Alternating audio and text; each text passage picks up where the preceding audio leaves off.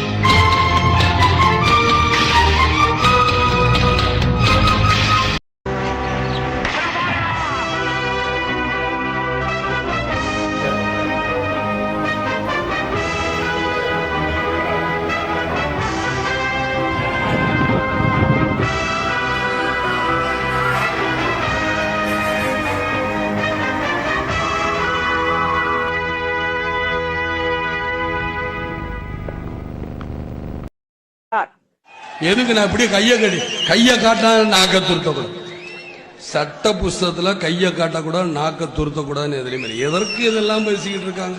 சரி, இனிமே எப்படின்னா எனக்கு ரொம்ப திமிரா விஜயகாந்த் நிக்கிறேன், என்னையா இப்படி நிக்கூட, அப்ப இப்படிதான் நிக்கணும்னு இப்படி நிக்கிறேன், எப்படிதான் நிக்கிறது? எதையும் சட்டம் நான் இப்ப இப்படியே நின்றுக்கிட்டு எந்திரிக்குமா, வணக்கங்க இனிமே சொல்லுங்க இல்லைங்க ரைட்ல. நீங்க கரண்ட் கட் பண்ணது தப்புங்க அப்படிங்களாங்க, அப்படின்னு இப்படிதான் பேசணுமாங்க? அது எனக்கு சொல்லிக் கொடுக்கு. விஜயகாந்துக்கு முடியாது. இதனால அன்பாச்சனைனா காலில் விழுவேன். எது உண்மைங்க அதே மக்களுக்கு என்ன தேவை சொல்லுங்க, நான் மட்டுக்கு அதை விட்டு இந்த அடிச்சு போடுவேன் ஜெயில, அதுக்கெல்லாம் வேற ஆள், வேற ஆள். நீங்க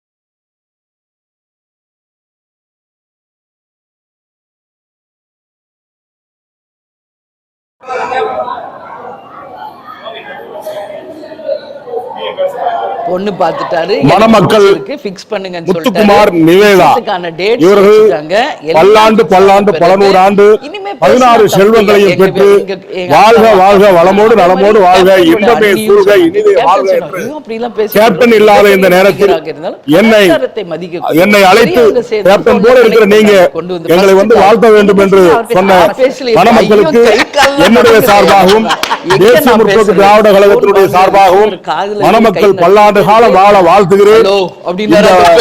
மணமக்கள் சீரும் சிறப்புமாக 16 செல்வங்களையும் பெற்று வாழ்க வாழ்க என்று மீண்டும் நீ எப்படி இருக்க வாழ்த்துகிறேன்.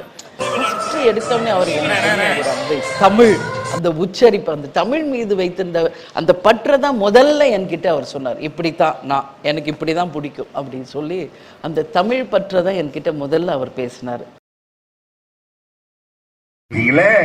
அது எனக்கு போதும். என்னையும் நீங்க பார்க்கணும்னு நினைச்சீங்கன்னா 4 பேத்துக்கு இல்லாதவங்களுக்கு சாப்பாடு வாங்கி கொடுங்க. அந்த தர்மத்தில் நான் தெரிவேன். நான் மறைஞ்சிட்டேன்னு நினைக்கிறீங்களா? நான் மறையல, உங்களை விட்டு போக மாட்டேன். என் மக்கள் மனதில் எப்பவும் நான் இருப்பேன். அந்த தெய்வத்தோடையும் என் மக்களோடையும் இணைந்திருப்பேன்னு சொன்னேன். நான் இணைந்து இருப்பேன், உங்களோடு தான் இருப்பேன் என்று சொல்றேன். மக்களே, சொல்லுவேன், நான் எடுத்த அந்த சபதத்தை நீங்கள் நிறைவேற்றணும் என்று அந்த தெய்வத்திடம் வேண்டுகிறேன். உங்களுக்கு அந்த தில்லையும் அந்த தைரியத்தையும் கொடுப்பேன். கண்டிப்பாக வர இருக்கிற தேர்தலில் நீங்க அதை காட்டணும் கேட்டுக்கிட்டு அடுத்து நான் வருகிறேன்.